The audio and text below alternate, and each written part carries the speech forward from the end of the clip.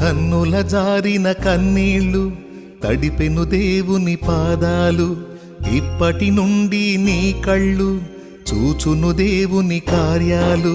కన్నుల జారిన కన్నీళ్ళు తడిపెను దేవుని పాదాలు, ఇప్పటి నుండి నీ కళ్ళు చూచును దేవుని కార్యాలు.